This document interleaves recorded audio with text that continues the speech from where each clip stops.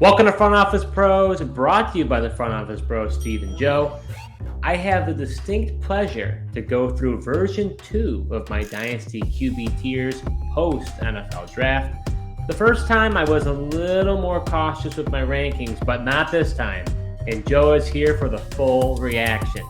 Before we get started, we are a new channel, so if you enjoyed this video, we ask you to smash that like button to show your support. Hike!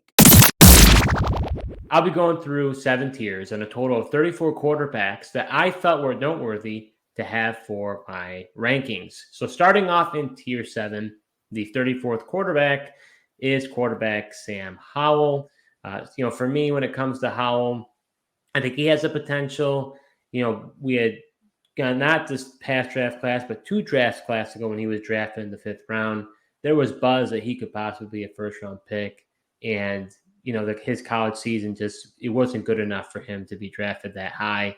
I think he has potential. It'll be interesting to see what happens with Eric Bieniemy and Sam Howell. But my thinking is that he's going to get a 1-year shot, and then they're probably going to be drafting a quarterback in next year's draft. So for me, I don't expect Howell to be really somebody to consider moving forward. Really just for this season. But there is some potential that I could be wrong.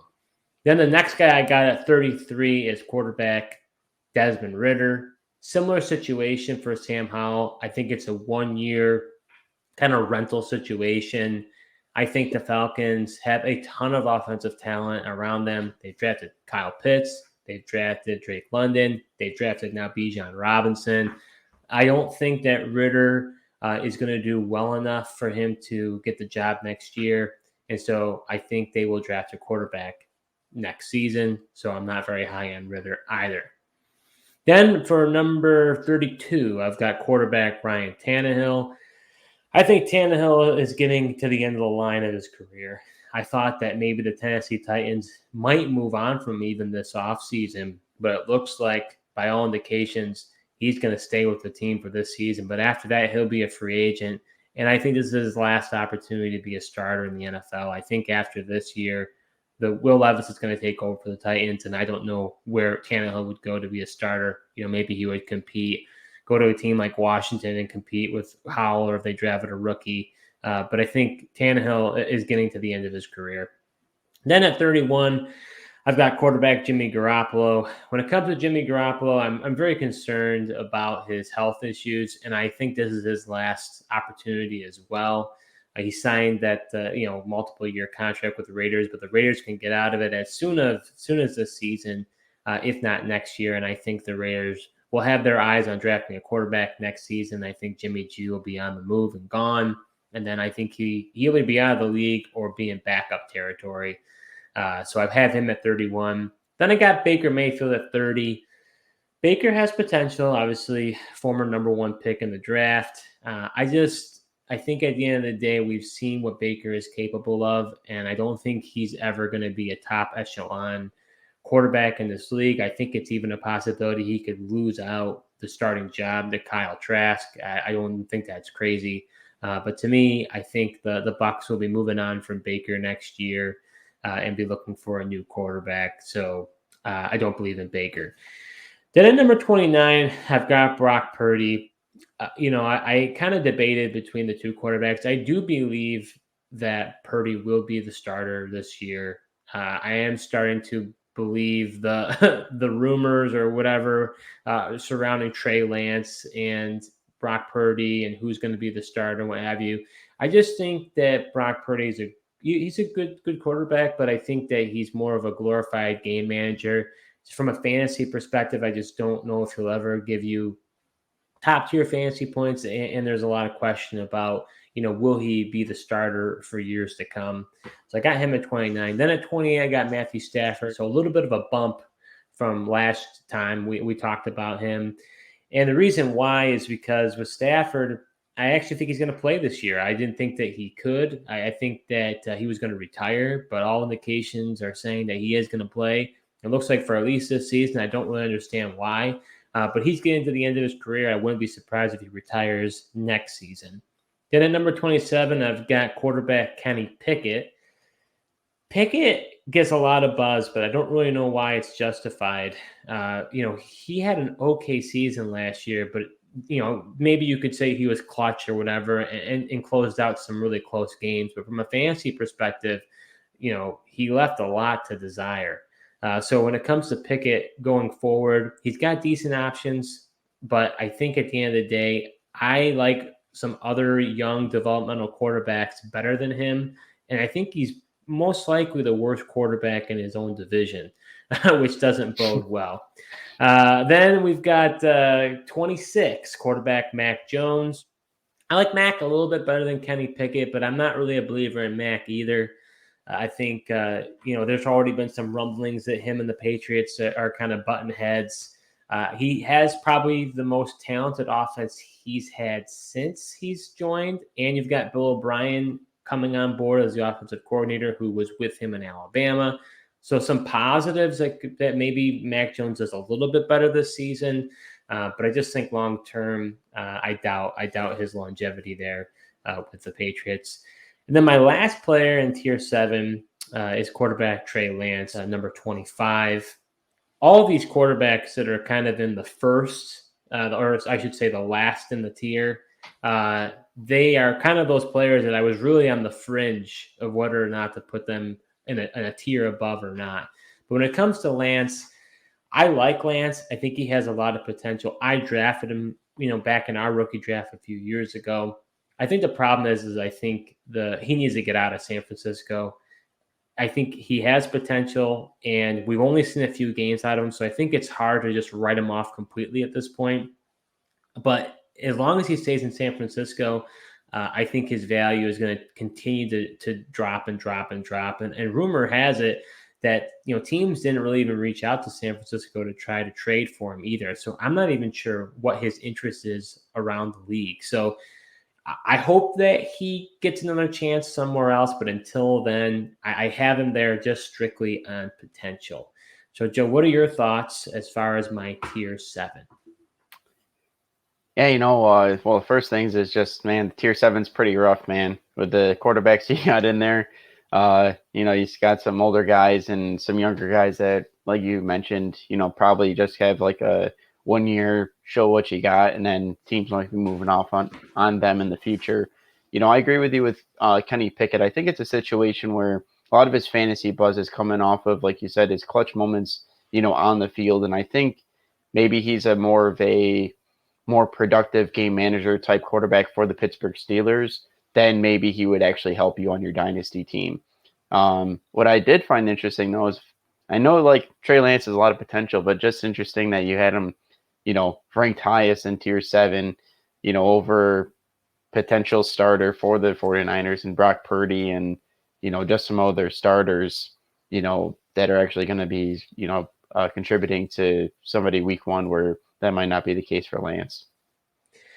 Yeah, I think when it comes down to it, the ceiling is so much higher than those other guys. And so for me, I had to put him there because at least when it comes to when I rank quarterbacks, I'm thinking about ceiling first. I mean, if you want to win in your leagues, you're going to want somebody who's going to have a high ceiling that you can capitalize on. If they're just a high floor guy, to me, I just don't prioritize that. I'd rather have somebody who's younger, has the potential, possibly could break out, but if I whiff on it, then I start over, draft a rookie quarterback, and hit the reset button. So that's kind of my reasoning why I have him, where I do. Yeah, I think that makes sense. I mean, we haven't really seen what his potentially is, just due to the fact that we haven't really seen him on the field. But, if he could play somewhere to what he's shown in college, I mean, there is no question that he does have a high ceiling and definitely, higher than the other guys on your list here. So heading over to tier 6, my first quarterback 24, is quarterback Will Levis. That might be a surprise to some of you.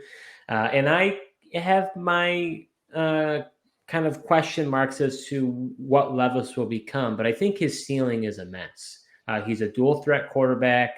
Will the Titans invest in him? He's got some pieces on offense, with Chickasee Okonkwo at tight end and Treylon Burks at receiver. So we'll have to see how Levis develops and even if he'll see the field this season. But to me, again, talking about ceiling, he's a dual threat quarterback. He's able to run and throw the ball, which that's the modern NFL these days. I think especially in fantasy, you want a quarterback that does both. I don't think you should just get a quarterback who only runs or predominantly runs. I do think the mixture is really the key to success there. So to me, I might be a little bit higher than others on Levis, but I just think the potential is there, and I'd rather, hit a home, swing and hit a home run and strike out versus, hitting a single or a double.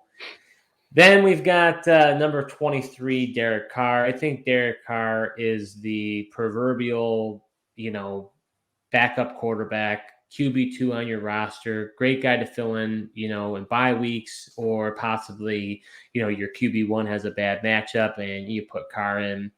The Saints offense, is really going to be dependent on, will Michael Thomas stay healthy? I mean, Chris Olave is a great player. They've got some other pieces in there. It'll be interesting to see how Carr does in that New Orleans offense. But, Carr has really steadily been a QB2 at his highest. So that's why I have him there.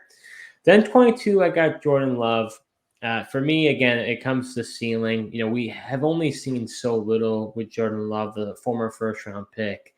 Green Bay has had a knack for, drafting quarterbacks and then panning out, obviously with his predecessor, Aaron Rodgers. He's got a decent amount of playmakers in the offense. So I have my hopes for Love. I might be a little bit high, but like I said, that unknown factor is probably weighing a little bit heavily in my mind. Then 21, I got Daniel Jones. I'm not really a big Daniel Jones believer. I got to be honest. I think people are overselling what he did in the running game. And I understand it's important in fantasy to have a quarterback that has that dual threat ability that can get you rushing yards and rushing touchdowns. And then he's got Darren Waller coming into the offense. But I'm just not convinced that Brian Daboll and that front office are going to work with Daniel Jones long term. The contract they gave to him, they can easily get out of that contract. And if he's not with New York, do I really want him? And that'd be a no. So I'm just low on him. Then number 20, I got Jared Goff. He was a big riser from when I did this the last time. I definitely, after reviewing it and by some of the comments, I realized I had him a little bit lower than I should. I was surprised to even see that he was the 10th best quarterback last year in fantasy football. And when it comes to Goff, I mean, he's got great weapons. Now they got Jahmyr Gibbs. They've got Jameson Williams. They've got Amon-Ra St. Brown. So he's got the pieces around him. I just wonder if we've already seen his ceiling, what he was able to do with the Rams and what he's doing with Detroit. And then my other question is, he will be a free agent coming up here, and they drafted Hendon Hooker. Is it possible that Hendon Hooker is eventually the replacement for Goff? Are they going to sign Goff to a long-term contract? I think there's a lot of question marks surrounding his future there. And if he's not in Detroit, do I really want him, and what opportunities is he going to have? And so because there's a couple question marks surrounding him, that's where I have him. And then the last person I have in tier 6, number 19, is quarterback CJ Stroud.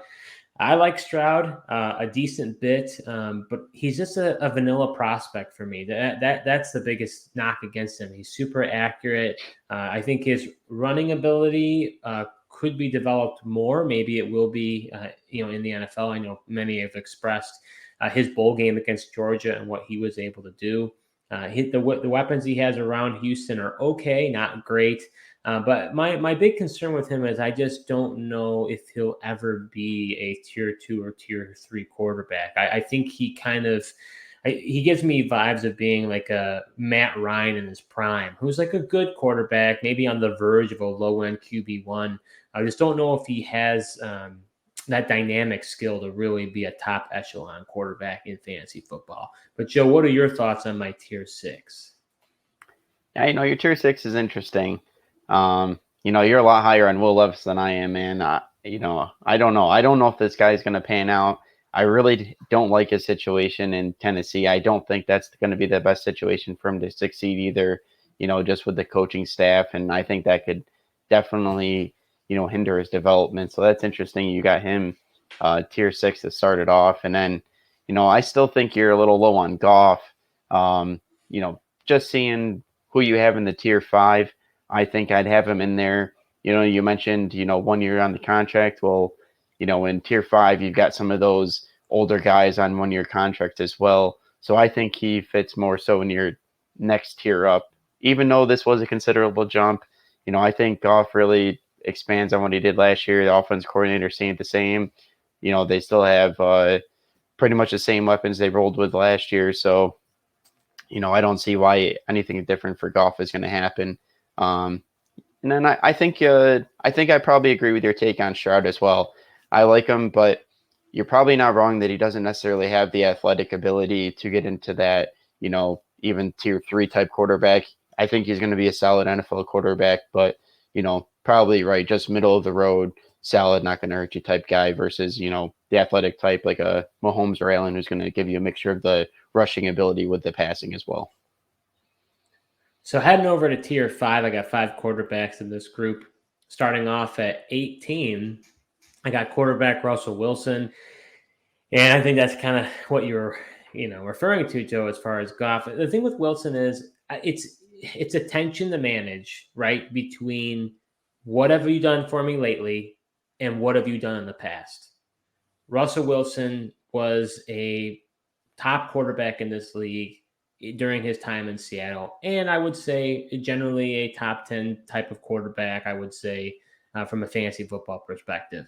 Now he goes to Denver. He has a horrible year with Denver. Was it an anomaly or just based on him getting older or or maybe just it wasn't in Pete Carroll's system that now, Russell Wilson is just not the same quarterback anymore. I have faith that Sean Payton can right the ship. You've got good weapons. You got Jerry Jeudy. You got Courtland Sutton. Tim Patrick coming back from an injury. Javonte Williams sounds like he's going to be, he's progressing really well with his injury rehabilitation. So I think Wilson has the potential, to get back to his older form. Now, if he doesn't, and I think you probably would agree with this as a Broncos fan, I think the Denver Broncos might just take that dead cat on the chin and say, we're moving on from you. And then after that, what's going to happen with Russell Wilson? I think he's a strong character guy, and he's strong enough caliber of a player that I think he would get another starting shot in the NFL, especially when you look at that tier 7 group. I think he would. But that's my opinion on Russell Wilson. Then 17, I've got quarterback Aaron Rodgers. This is a tough one, and this is another tension to manage as far as age and when it comes to Dynasty. Everyone's enamored and, what's their age, and the younger the age, that's how you have to rank your Dynasty rankings. When it comes to Aaron Rodgers, we don't know how much longer he's going to play. That's the tough part. But I could argue outside Stroud, the quarterbacks, from who I've ranked since from now till up to where we are, they may have one season remaining with their teams, and then they could be gone somewhere else. So to me, if you look at it that way, we know Rodgers is going to be here for at least this season, maybe next season. I don't know how much farther beyond that. But the Jets have a good core. I think he's going to have a bounce-back season this year. I think he could be really solid. He's definitely more of a redraft type player because of his age, but I do like the fit for him with the New York Jets. Then number 16, I got Geno Smith. He's been a riser for me. He was a complete anomaly last year, but the more and more I thought about Geno Smith, the more and more I'm thinking that he's going to continue on the success he had last year. He's retaining the players he had last year, and on top of it, now they're adding Jackson Smith and Jigba to be able to go into the slot, and you've got Zach Charbonnet coming in as well. So that offense is becoming more well-rounded around Geno Smith. Unless defenses figure out what how he was successful last year, maybe that does happen. But I think with the addition of Jackson Smith and Jigba alongside Tyler Lockett and DK Metcalf, I think he's going to continue to build on what he did. Then number 15, I got Kirk Cousins. He's a tough one. I feel that he's very underrated. I think he gets a lot of disrespect in the fantasy football community because he's not a flashy guy. Obviously, he doesn't have the rushing ability, but he throws it all over the yard. The question will be, will he stay in Minnesota long term? He'll be a free agent next year. They just added Jordan Addison to the offense alongside Justin Jefferson and TJ Hawkinson. You could argue this is the best offense Kirk has had to date. So I think he's going to have a good season. I just don't know what his future holds, and that's why I have him in tier 5. Then my last quarterback in this tier, quarterback 14, is Tua Tagovailoa. I was debating on whether or not to put him in the tier 4.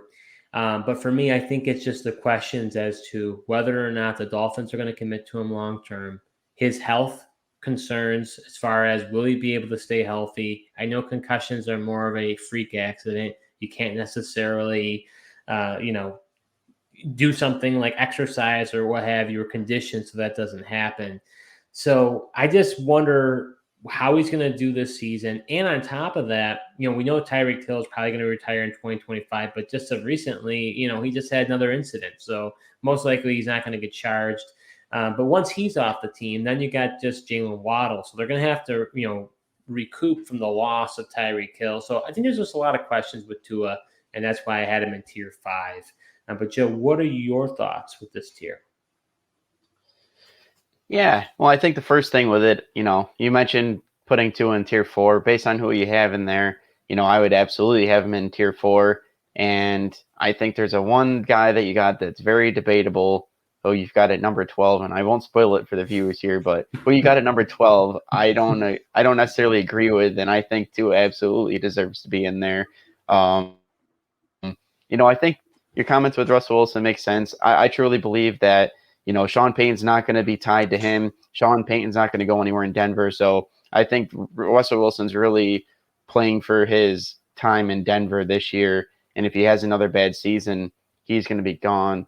Then the other guy, I think I'd have Rodgers a little higher. I think I'd have probably him a little higher than probably higher than Kirk and Geno personally.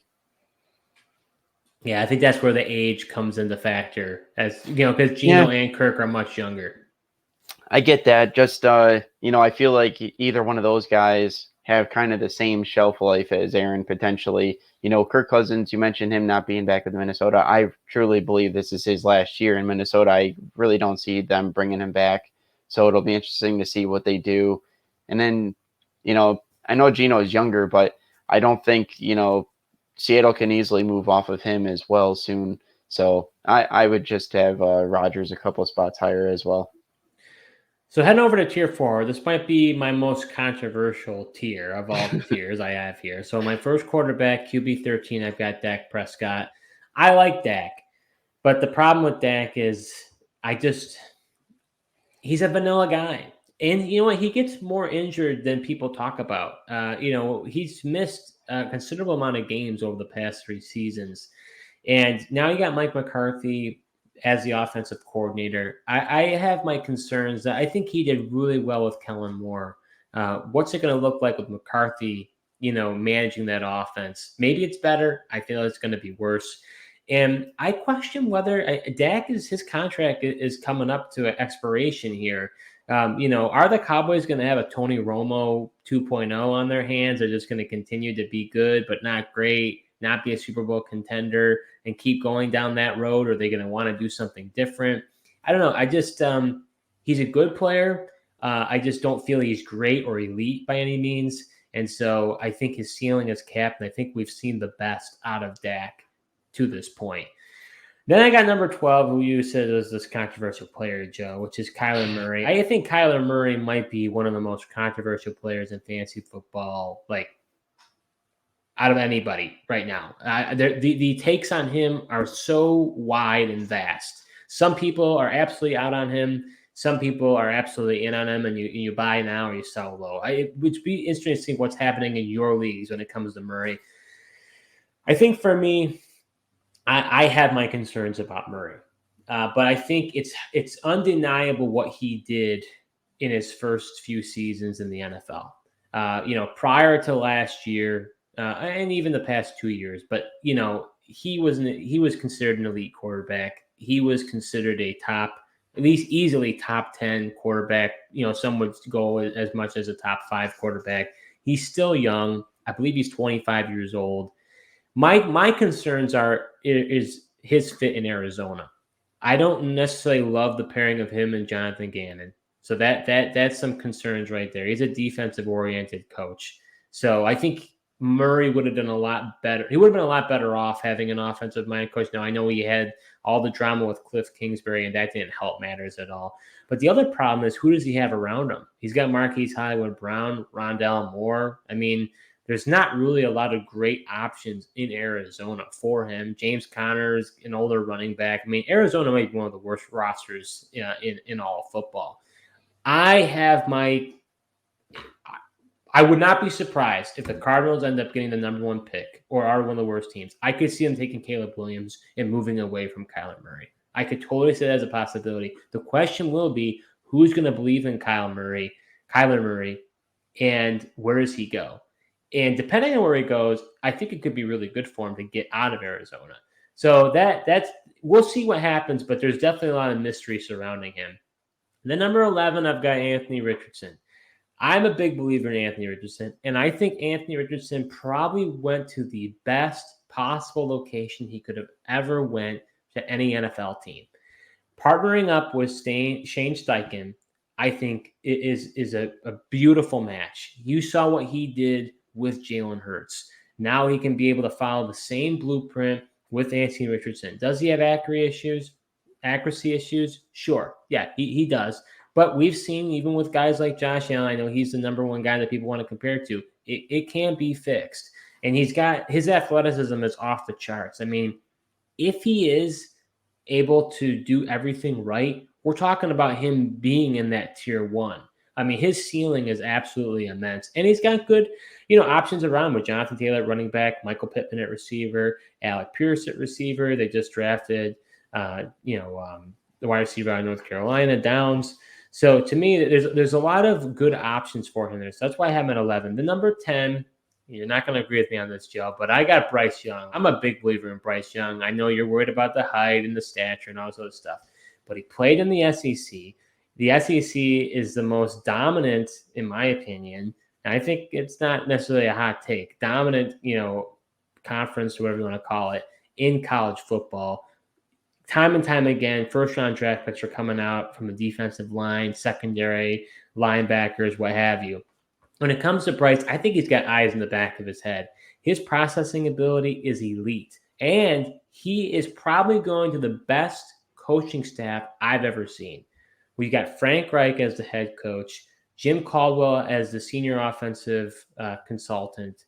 Then you've also got Thomas Brown, who worked alongside Sean McVay as the offensive coordinator. And then you've got Josh McCown as the quarterback coach. I mean, that is an unbelievable amount of support. Not to mention, this roster almost made the playoffs last year. It's not a bad roster.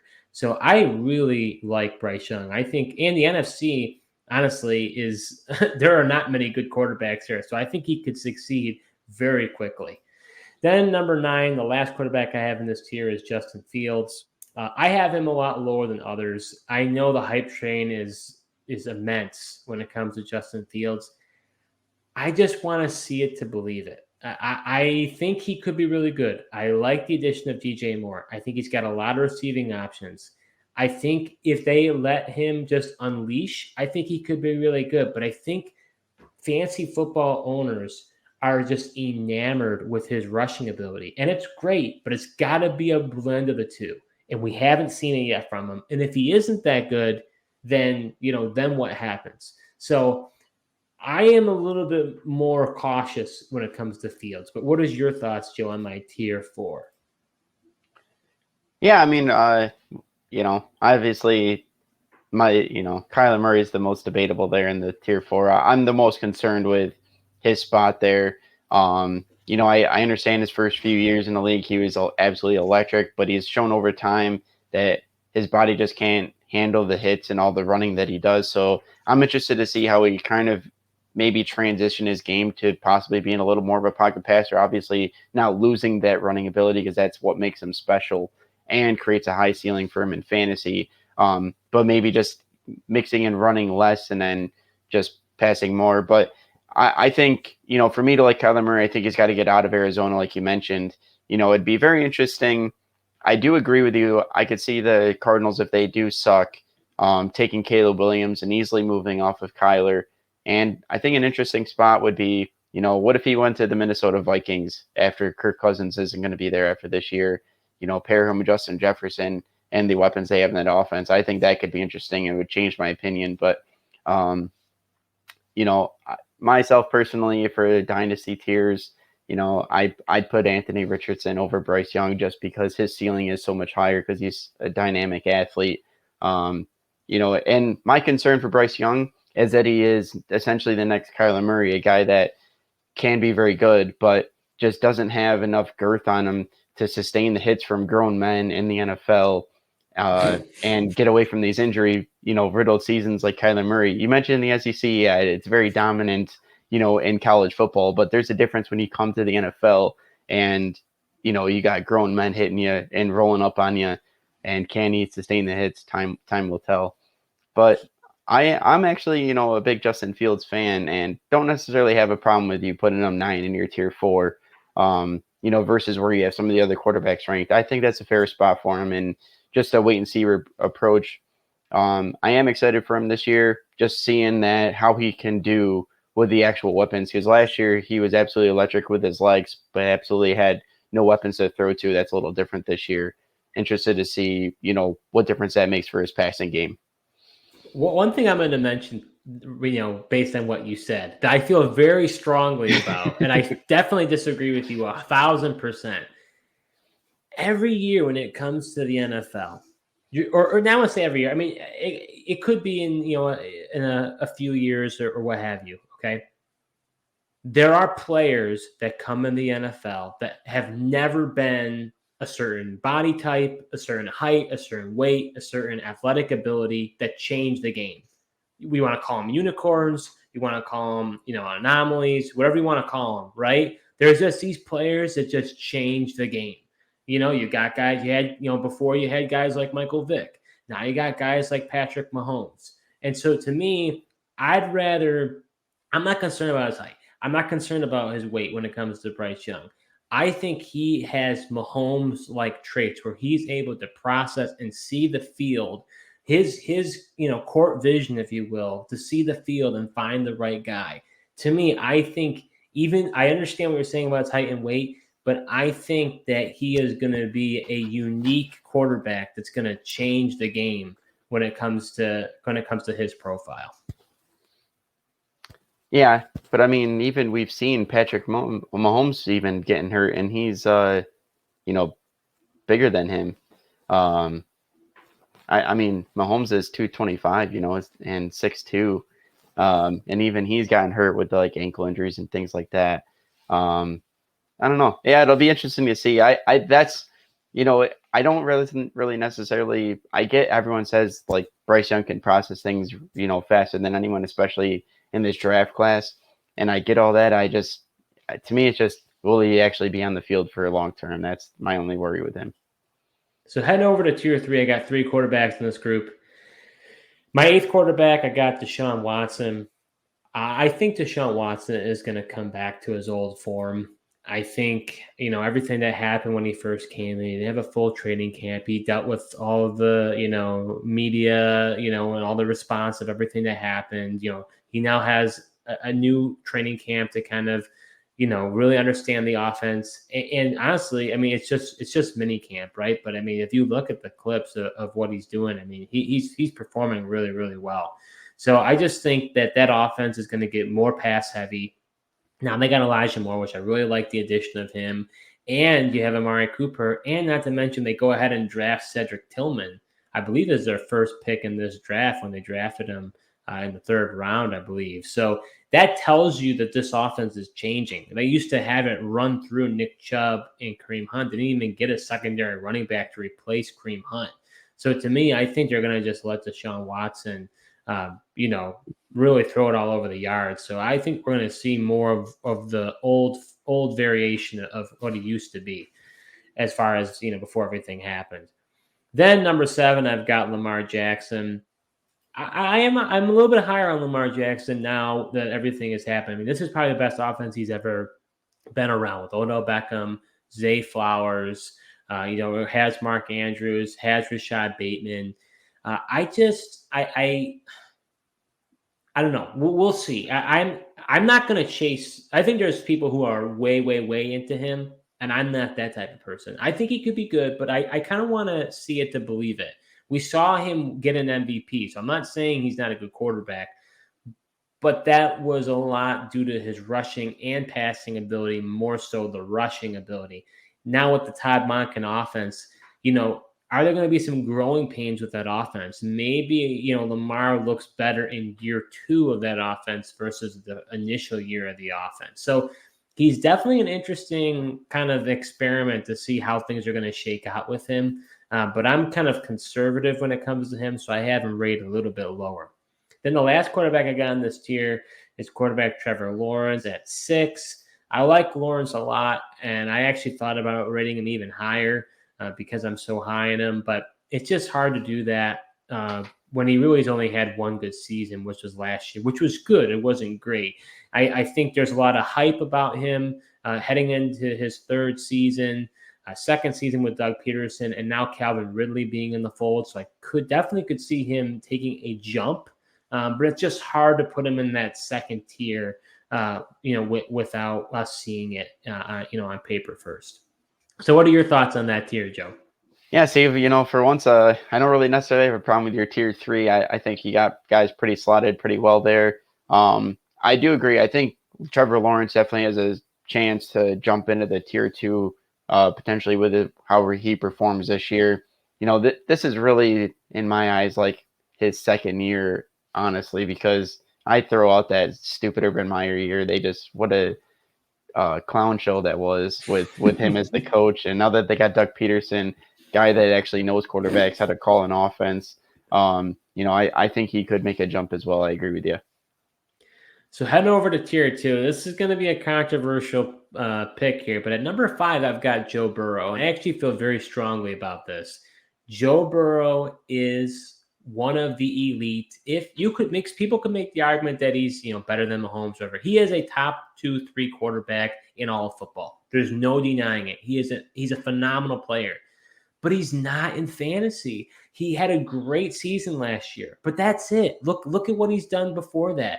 I think because of how good he is and what he's done in the playoffs, and people are like, oh, Joe Burr, like you got to get him. I just think that when it comes to other quarterbacks, and these other ones I'm going to be talking about, from a fantasy production, they're just much stronger than Burrow. And when I was looking into it more closely, I was getting caught up with everybody else and saying, oh, the best 3 quarterbacks in the league are, some semblance of Allen, Burrow, and Mahomes. So of course he's there. But when I looked into it further, I'm like, I just don't see it.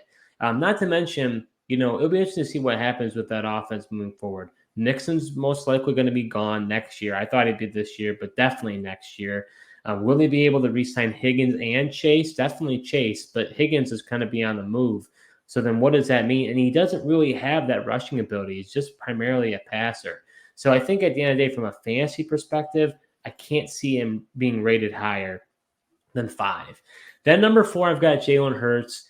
I have not always been the biggest fan of Hurts, but it's just he had such an elite season last year, arguably an MVP season if he didn't get injured.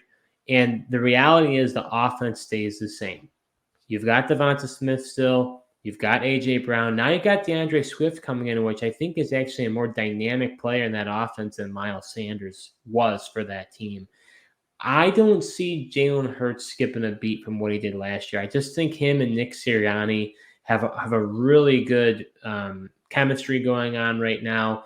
Maybe he gets figured out this season, but even if you look at the year prior, from a fantasy perspective, I want to say he was in the top 10. I think he was like 10th 2 years ago as well. So it's not, he obviously made that jump this year, but he was still really good even in his first full-time year as a starter. So that's why I got him at 4. And then my big surprise here, my last quarterback in this tier, number 3, is Justin Herbert. I was looking at it. Herbert had a down year last year. His rookie year and his 2nd year, he was phenomenal. But you have to remember, he had the rib injury that caused him problems. Keenan Allen was out several games. Mike Williams was out several games. They had guys like Josh Palmer and DeAndre Carter step up. But now, and obviously he has Eckler. Eckler's staying, but then they add Quentin Johnson, who he's been a guy who's really risen up for me when it comes to rookie rankings. I really am liking the potential with Quentin Johnston. If nothing else, in the event that Keenan Allen or Mike Williams goes down, now they have a stable of receivers that can really support Justin Herbert. Not to mention, I think that the pairing of him and Kellen Moore could be really, really good. So to me, I think Herbert has the potential to be the QB1 this season for fantasy. I wouldn't be shocked by that at all. So I'm really big into Herbert. I think he had a down year last year. We've already seen he's outperformed Burrow from a fantasy production standpoint to date, if you count their first 3 years into the league. So that's why I got him there. But Joe, what are your thoughts on my tier 2? Yeah, I don't hate your tier 2, Steve. I actually think, fifth spot is fine for Burrow. I do think if this was like a true like NFL quarterback list, obviously, I'd have him higher. But being that this is fantasy, and like you're saying, I think people do kind of confuse. Like, he's a very good NFL quarterback. Really leads the Bengals, but that doesn't always mean fantasy production. So I do think you have a point to put these other guys higher than him there. In tier 2, the only thing, if I were to change anything, is maybe switch Hurts and Burrow. Just Hurts with his running ability, giving him a little bit of a higher ceiling. But I do think Burrow's should have a good year this year. With Kellen Moore in there, like you said, offensive coordinator. Just will be interesting to see if maybe he needs maybe he would be better in year 2 with Kellen Moore. We'll see if they click right out of the gate in year 1 here. So going over to my last tier 1, I've got 2 players in this tier, which I do believe that there is a drop between the tier 1 and the tier 2. I think these are the 2 best guys. For number 2, I got Josh Allen. I really think you could go 1 or 2. I think Allen could be considered 1. I think my hesitation with him is Diggs is getting older, and when Diggs is gone, who's going to replace that production for Allen? And the other thing is, Allen, he does play a rougher style of football. I mean, he's the type of guy that doesn't mind taking the scramble and getting really tough shots hit at him. I just wonder, longevity wise, can his body sustain it? And if he's not that quarterback that is more of that dual threat, I think it will always be somewhat of a dual threat, but I just wonder if he has to change his playing style. I'm not necessarily believing the fact, based on the Bills coaching staff, that they're telling him to do that less and he'll do it less. Maybe a little bit less, but he's a competitor. He's an athlete. The adrenaline's gonna get him, and he's gonna do what if he needs to get the first down, he's gonna sacrifice his body to go get the first down. So I'm concerned about his longevity, and that's why for number 1, I've got Patrick Mahomes. I think Allen, just from a pure athleticism and like the potential of fantasy points, I think Allen probably is better than Mahomes. When it comes to Mahomes, he's just a model of consistency. I mean, he's the best quarterback in the game. He throws for a ton of yards. He's able to evade, pass rushers. It'll be interesting to see what life will be like post Travis Kelce, because I think we thought that Tyreek Hill was going to change things. It didn't really change anything at all. But with Kelce leaving, how does that offense change? And Andy Reid's getting older too. What happens when Andy Reid might no longer be in the picture? So, but I think at the end of the day, it's just hard not to have Mahomes number 1 at this point. But Joe, what are your thoughts? Yeah, I definitely agree. Mahomes has to be number 1. He's just not only is he really the best NFL quarterback, but he is a model of consistency for fantasy and just how quickly they can move the ball on teams and score a lot of touchdowns. I mean, that's exactly what you want from your quarterback, and he scores a ton of points. I mean, I don't really think it's that close between him and Allen. I would definitely have him number 1 in my book. So that concludes my Dynasty quarterback rankings with tiers. If you enjoyed this content, we ask you to please like this video so others can find it. Comment below on your thoughts on my rankings and subscribe to our YouTube channel. You can also follow us on Apple and Spotify podcasts as well. Thank you so much for watching, and until next time.